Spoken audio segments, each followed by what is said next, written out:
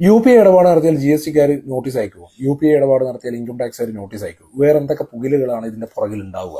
UPI ഇടപാട് നിർത്തേണ്ട ആവശ്യമുണ്ടോ? ഇതൊക്കെയാണ് കഴിഞ്ഞ കുറച്ച് ദിവസങ്ങളായിട്ട് കുറച്ച് കച്ചവടം ചെയ്യുന്ന സുഹൃത്തുക്കളൊക്കെ ചോദിക്കുന്നത്. അപ്പോൾ അതിന് കുറച്ച് എന്താണ് ഇതിന്റെ നിയമവശങ്ങളെ കാര്യങ്ങളെ കുറിച്ചൊക്കെ ഒന്ന് ചെറിയൊരു അവയർനെസ് തരിക എന്നുള്ളതാണ് ഈ വീഡിയോയുടെ പർപ്പസ്. എൻ്റെ പേര് ഷബീർ അലി എന്നാണ്. ഞാൻ കോസ്റ്റ് അക്കൗണ്ടന്റ് ആയിട്ട് വർക്ക് ചെയ്യുന്ന ഒരാളാണ്. GSTയിലും ഇൻകം ടാക്സിലൊക്കെയാണ് നമ്മൾ സ്പെഷ്യലൈസ് ചെയ്യുന്നത്. അപ്പോൾ സ്വാഭാവികമായിട്ട് ഇങ്ങനെയുള്ള കാര്യങ്ങളെ കുറിച്ച് കുറച്ച് കാര്യങ്ങൾ നിങ്ങൾക്ക് ഷെയർ ചെയ്യുന്നത് മാത്രം. പേജ് കണ്ട് ഇഷ്ടപ്പെട്ടിട്ടുണ്ടെങ്കിൽ ഫോളോ ചെയ്യുക, മറ്റുള്ള ആൾക്കാർക്ക് ഒന്ന് ഷെയർ ചെയ്യുക, പ്രത്യേകിച്ച് ചെറുകിട കച്ചവടക്കാർക്ക് ഇതൊന്ന് ഷെയർ ചെയ്യുക. കമ്പനികളായിട്ട് രജിസ്റ്റർ ചെയ്താൽ കമ്പനിക്ക് കറണ്ട് അക്കൗണ്ട് ഉണ്ടാവും, പാർട്ട്ണർഷിപ്പ് ഫേം ആണെങ്കിൽ പാർട്ട്ണർഷിപ്പിന് കറണ്ട് അക്കൗണ്ട് ഉണ്ടാവും. പക്ഷേ വ്യക്തിപരമായിട്ട് സോൾ പ്രൊപ്പറേറ്റർഷിപ്പായിട്ട് കച്ചവടം ചെയ്യുന്ന ആൾക്കാർക്ക് ചിലപ്പം കറണ്ട് അക്കൗണ്ട് ഉണ്ടാവില്ല, ആകെയുള്ള ഒരു അക്കൗണ്ട് ആയിരിക്കും, അതിന് സേവിങ്സ് അക്കൗണ്ട് എന്നാണ് പറയുക. ഈ സേവിങ്സ് അക്കൗണ്ടിന്റെ പ്രത്യേകത നമ്മൾ മനസ്സിലാക്കേണ്ടത്, അതിനകത്തേക്ക് ഡെപ്പോസിറ്റ് ചെയ്യുന്ന പൈസയൊക്കെ നിങ്ങളുടെ വരവിൽ നിന്ന് ചെലവ് കഴിച്ച് ബാക്കിയുള്ള എമൗണ്ട് ആണ്, സേവിങ്സ് ആണ്. അതിന്റെ പേര് തന്നെ അതാണ്, സേവിങ്സ് അക്കൗണ്ട്. അപ്പൊ ഈ സേവിങ്സ് അക്കൗണ്ടിൽ ഒരു പരിധി കൂടുതൽ ഇടപാടൊക്കെ നടക്കുമ്പോൾ അതിനകത്ത് ചിലപ്പം നിങ്ങൾക്ക് എന്തെങ്കിലും തരത്തിലുള്ള നോട്ടീസോ കാര്യങ്ങളൊക്കെ വരാം. അത് എങ്ങനെ വരുന്നു എന്നുള്ളത് പറയാനും ഇത് എങ്ങനെയൊക്കെ ഒഴിവാക്കാമെന്ന് പറയാമെന്നൊക്കെയാണ് ഞാൻ ഉദ്ദേശിക്കുന്നത്. മേ ബി വീഡിയോ കുറച്ച് ലെങ്ത് ഉണ്ടാവും. ഓക്കെ, ചെറുകിട കച്ചവടക്കാരെ സംബന്ധിച്ചിടത്തോളം അവര് കച്ചവട സംബന്ധമായ ഇടപാടുകൾ കൃത്യമായിട്ട് കൈകാര്യം ചെയ്യാൻ വേണ്ടി കറണ്ട് അക്കൗണ്ട് ഓപ്പൺ ചെയ്യാനുള്ള സാധ്യത കുറവാണ്. അത് ലാക്ക് ഓഫ് അവയർനെസ് ആണ്. നമ്മൾ ബിസിനസ് ചെയ്യുന്നുണ്ടെങ്കിൽ നമ്മുടെ ബിസിനസ് സംബന്ധമായ ഇടപാടുകൾ കറണ്ട് അക്കൗണ്ട് ത്രൂ ചെയ്യണമെന്നാണ് RBI പോലും റെക്കമെൻഡ് ചെയ്യുന്നത്. അപ്പോൾ നിങ്ങൾ ആ രീതിയിലേക്ക് എന്ത് ചെയ്യണം, മാറാൻ പറ്റുമെങ്കിൽ മാറണം. ഇനി സേവിങ്സ് ബാങ്കിലെ ഇടപാട് നടത്തിയാൽ എന്തെങ്കിലും പ്രശ്നമുണ്ടോ? ഇൻകം ടാക്സുകാരെ സംബന്ധിച്ചിടത്തോളം അതിനെ നമ്മൾ എന്ത് ചെയ്യുന്നില്ല, അത്ര വലിയ പ്രശ്നമായിട്ട് അത് കാണുന്നില്ല. GSTക്കാരെ സംബന്ധിച്ചിടത്തോളം GSTയിൽ ഒരു നിയമമുണ്ട്. നമ്മൾ സാധനങ്ങളാണ് വിൽക്കുന്നതെങ്കിൽ ഒരു വർഷം 40 ലക്ഷം രൂപക്ക് മുകളിൽ നമുക്ക് ടേൺ ഓവർ വരുന്നുണ്ടെങ്കിൽ നമ്മൾ എന്ത് ചെയ്യണം, GST രജിസ്ട്രേഷൻ എടുക്കണം എന്നാണ് നിയമമാണ്. ഇനി സർവീസ് റിലേറ്റഡ് ആയിട്ടുള്ള കാര്യങ്ങളാണെങ്കിൽ ഒരു വർഷം 20 ലക്ഷം രൂപയിൽ കൂടുതൽ വരുന്നുണ്ടെങ്കിൽ അതിന്റെ GST രജിസ്ട്രേഷൻ എടുക്കണം എന്നാണ് നിയമം. ഇനിയിപ്പോൾ പുതിയ മീറ്റിംഗ് ഒക്കെ ആയിട്ട് ബന്ധപ്പെട്ട് അതിനകത്ത് മാറ്റം വരുമെന്നൊക്കെയാണ് പ്രതീക്ഷിക്കുന്നത്. ഇതിൽ സ്ലാബ് കൂട്ടണം എന്നൊക്കെ പറഞ്ഞ് പല മുറവിളികളും ഉയരുന്നുണ്ട്. അപ്പം മേ ബി കൂട്ടാം. ഇപ്പോഴത്തെ കാര്യം പറഞ്ഞാണ്. ഇനി നമുക്ക് എപ്പോഴാണ് ഈ എമൗണ്ട് കൂടുതലായിട്ട് വരുന്നത്? നമുക്കൊരു സേവിങ്സ് അക്കൗണ്ടേ ഉള്ളൂ, അതിനകത്താണ് നമ്മുടെ GPayയും ഫോൺപേയിലും കണക്ട് ചെയ്തിരിക്കുന്നത്. കച്ചവട സംബന്ധമായിട്ട് വേറൊരാളുടെ ബാങ്ക് അക്കൗണ്ടിൽ നിന്ന് നിങ്ങളുടെ ബാങ്ക് അക്കൗണ്ടിലേക്ക് പൈസ വരാം. 2, നിങ്ങളുടെ സുഹൃത്തുക്കളുമായിട്ട് ബന്ധപ്പെട്ട് പണമിടപാട്, അത്യാവശ്യം കടം കൊടുക്കുകയും വാങ്ങുകയും ചെയ്യാത്ത ആരും ഉണ്ടാവാൻ ചാൻസ് ഇല്ല. അപ്പോൾ സ്വാഭാവികമായിട്ട് പെട്ടെന്ന് പൈസക്ക് ആവശ്യം വരുമ്പോൾ നമ്മൾ അങ്ങോട്ട് അയക്കും, അതേ പൈസ തിരിച്ചിങ്ങോട്ട് വരും, ചിലപ്പോൾ രണ്ടാമതായിരിക്കും, റിപ്പീറ്റേഷൻ വരും. 3, ചിലപ്പോൾ നമ്മുടെ കുടുംബക്കാരോ മറ്റുള്ള ആൾക്കാരൊക്കെ ഗൾഫിലും കാര്യങ്ങളൊക്കെ ഉണ്ടാവും, അവരുടെ നാട്ടിലുള്ള കാര്യങ്ങൾ നടത്താൻ ചിലപ്പോൾ നിങ്ങൾ ത്രൂ ആയിരിക്കും പണം അയക്കുന്നുണ്ടാവും, അങ്ങനെ പൈസ വരാം. ഇത് 3. ഇതിന് പുറമെ നമ്മൾ ചിലപ്പം ഈ ബാങ്കിൽ കൊണ്ടുപോയിട്ട് എന്ത് ചെയ്യും, സേവിങ്സ് അക്കൗണ്ട് കൊണ്ടുപോയിട്ട് ക്യാഷ് ഇടും.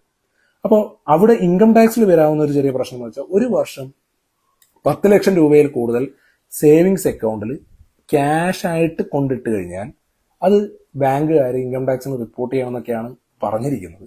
അത് ബാങ്കുകാരുടെ ഉത്തരവാദിത്തമാണ്, നിങ്ങൾ പറയുന്നു വേണ്ട, അത് ബാങ്കുകാരായി. ഒരു വർഷം എത്ര, 10 ലക്ഷം രൂപയിൽ കൂടുതൽ.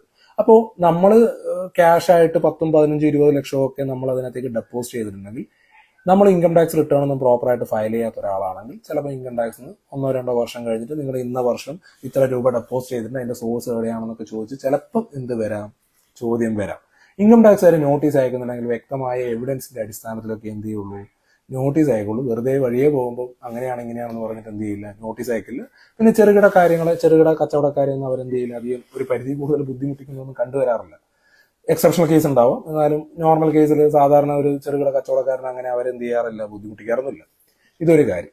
ഇനി GSTക്കാരുടെ പ്രശ്നം എന്താണെന്ന് ചോദിച്ചാൽ, ഞാൻ ഓൾറെഡി പറഞ്ഞു, ഒരു 40 ലക്ഷം രൂപയിൽ കൂടുതൽ ടേൺ ഓവർ ഉണ്ടെങ്കിൽ സാധനങ്ങൾ വിൽക്കുന്ന ആളെ സംബന്ധിച്ച് അവർ GST രജിസ്ട്രേഷൻ എടുക്കണം എന്നാണ് നിയമം പറഞ്ഞാണ്, എടുക്കോ ഇല്ലയോ എന്നുള്ള പിന്നത്തെ കാര്യം. ഇനി നമ്മളൊരു ചെറുകിട കച്ചവടക്കാരനെ എടുക്കുക, അയാൾ ഒരു UPI ട്രാൻസാക്ഷൻ വെച്ചിട്ട് കസ്റ്റമറുടെ കയ്യിൽ നിന്ന് പൈസ വാങ്ങിക്കുന്നു, ആ എമൗണ്ട് ബാങ്കിൽ വരുന്നു. വ്യക്തിപരമായിട്ടുള്ള കടം വാങ്ങലും കൊടുക്കലുമായിട്ട് ബന്ധപ്പെട്ട തുകയും ബാങ്കിൽ വരുന്നു. അത്യാവശ്യം കുടുംബ സംബന്ധമായ വിഷയങ്ങൾ, വിദേശ ആൾക്കാർ പൈസയൊക്കെ അയക്കുന്നതുമായി ബന്ധപ്പെട്ട് അതും ബാങ്കിൽ വരുന്നു. കച്ചവട സംബന്ധമായ ടേൺ ഓവർ 40 ലക്ഷം രൂപയിൽ കൂടുതൽ ഉണ്ടെങ്കിലാണ് GSTക്ക് രജിസ്ട്രേഷൻ എടുക്കേണ്ടത്. പിന്നെ നമ്മൾ അതിനകത്ത് കൊണ്ടുവരുന്ന ക്യാഷ് ആണ്. അപ്പൊ ഇതൊക്കെ കൂടി ഒരു 80 ലക്ഷം, 85 ലക്ഷം, 1 കോടി, 1.5 കോടിയൊക്കെ വന്നു എന്ന് വിചാരിക്കുക. സപ്പോസ് കച്ചവട സംബന്ധമായിട്ട് 40 ലക്ഷം മാത്രം അതിൽ താഴെയാണെന്ന് വിചാരിക്കുക. നിയമപ്രകാരം നിങ്ങൾ GST രജിസ്ട്രേഷൻ എടുക്കണ്ട. പക്ഷെ പ്രശ്നം എന്താണെന്ന് വെച്ച് കഴിഞ്ഞാൽ, നമുക്കിത് 1, 2, 3 കൊല്ലം കഴിഞ്ഞിട്ടൊക്കെ ആയിരിക്കും ചിലപ്പോൾ അവർ നോട്ടീസ് അയക്കുന്നുണ്ടാവുക. അപ്പോൾ ആ വർഷം നിങ്ങളുടെ വ്യക്തിപരമായ ഇടപാട് എത്ര, നിങ്ങളുടെ കടം കൊടുത്തതും വാങ്ങിയതുമായി ബന്ധപ്പെട്ട പൈസ എത്ര, കച്ചവടത്തിന്റെ പൈസ എത്രയാണ് നമ്മൾ കൃത്യമായിട്ട് കണക്കൊന്നും എന്ത് ചെയ്തിട്ടുണ്ടാവില്ല, എഴുതി വെച്ചിട്ടുണ്ടാവില്ല. നമ്മുടെ GST എന്തെങ്കിലും കുറിയോ കാര്യങ്ങളോ വന്നു കഴിഞ്ഞാൽ അവർ സ്വാഭാവികമായിട്ടും നിങ്ങളുടെ ബാങ്ക് സ്റ്റേറ്റ്മെന്റ് ചോദിക്കും. അപ്പോൾ ബാങ്ക് സ്റ്റേറ്റ്മെന്റ് ഇത്രയും എമൗണ്ട് ഇടപാട് നടന്നിട്ടുണ്ട്, ഇത്രയും പൈസ അതിനകത്ത് ക്രെഡിറ്റ് ചെയ്തിട്ടുണ്ട് എന്ന് വിചാരിക്കുക. അപ്പോൾ നമുക്ക് വ്യക്തമായിട്ട് ഇത് ഇത്രയാണ് എമൗണ്ട് എന്നൊന്നും പറയാൻ പറ്റുന്നില്ലെങ്കിൽ ചിലപ്പം അവരെന്താ വിചാരിക്കുക, നിങ്ങൾക്ക് പറയാൻ പറ്റുന്ന പേഴ്സണൽ ഇടപാട് കഴിച്ച് ബാക്കിയുള്ള തുക നിങ്ങളുടെ കച്ചവടത്തിന് കിട്ടിയ ടേൺ ഓവർ ആയിട്ടാണ് അവരെന്ത് ചെയ്യപ്പെടുക, കണക്കാക്കപ്പെടുക. അങ്ങനെ കണക്കാക്കുമ്പോൾ നിങ്ങൾ ടാക്സ് അടക്കേണ്ട GST രജിസ്ട്രേഷൻ എടുക്കേണ്ട പരിധിക്ക് മുകളിൽ വരികയാണെങ്കിൽ സ്വാഭാവികമായിട്ടും അവർ പറയും നിങ്ങളുടെ ആ വർഷത്തെ ടേൺ ഓവർ ഇത്രയാണ്, അതിന് നിങ്ങൾ ഇത്ര രൂപ GST അടക്കണമെന്ന് ചിലപ്പം പറഞ്ഞേക്കാം. അങ്ങനെ വരുന്ന ബുദ്ധിമുട്ടാണ് കച്ചവടക്കാർക്ക് പൊതുവേ ഉണ്ടാവുക. അപ്പൊ അത് കൃത്യമായിട്ട് മനസ്സിലാക്കണം. കാര്യങ്ങൾ ഒരാൾ പെട്ടെന്ന് വന്ന് ചോദിക്കണം എന്നുണ്ടെങ്കിൽ, ചോദിച്ചാൽ നമുക്ക് റെസ്പോണ്ട് ചെയ്യണമെന്നുണ്ടെങ്കിൽ നമ്മൾ എല്ലാ വർഷവും ഈ ബാങ്ക് സ്റ്റേറ്റ്മെന്റ് എന്ത് ചെയ്യണം, ഒന്ന് മൊത്തത്തിലെടുത്തിട്ട് വ്യക്തിപരമായ ഇടപാടത്ര, കച്ചവട സംബന്ധമായ ഇടപാടത്ര, അങ്ങനെയുള്ള കാര്യങ്ങൾ ക്ലിയർ ഔട്ട് ചെയ്യണം. പിന്നെ വർഷാവർഷം നിങ്ങൾക്ക് കച്ചവടം അല്ല അങ്ങനത്തെ ആക്ടിവിറ്റീസ് ഒക്കെ ഉണ്ടെങ്കിൽ ഒരു ഇൻകം ടാക്സ് റിട്ടേണും കൂടി എന്ത് ചെയ്യണം, ഫയൽ ചെയ്ത് വെച്ച് കഴിഞ്ഞാൽ സാധാരണഗതിയിൽ ഒരു പരിധിവരെയുള്ള പ്രശ്നങ്ങളൊക്കെ തീരും. പക്ഷെ നമ്മൾ ഇതൊന്നും ചെയ്യാതെ, ഇതൊന്നും പരിഗണിക്കാതെ തോന്നിയതുപോലെ ഇടപാട് നടത്തി ഒരുപാട് എമൗണ്ട് കൂടുതൽ വന്ന് മറ്റുള്ളവർക്ക് സംശയിക്കാൻ പാകത്തിന് നിങ്ങൾ ബാങ്ക് ഇടപാട് നടത്തുമ്പോൾ പ്രത്യേകം ശ്രദ്ധിക്കുക. ബാങ്ക് ഇടപാട് ഞാൻ ഇടപാട് നടത്തിയിട്ടില്ല എന്ന് പറഞ്ഞാലും ഡിപ്പാർട്ട്മെന്റിന് എന്ത് കിട്ടും, സ്റ്റേറ്റ്മെന്റ് കിട്ടും.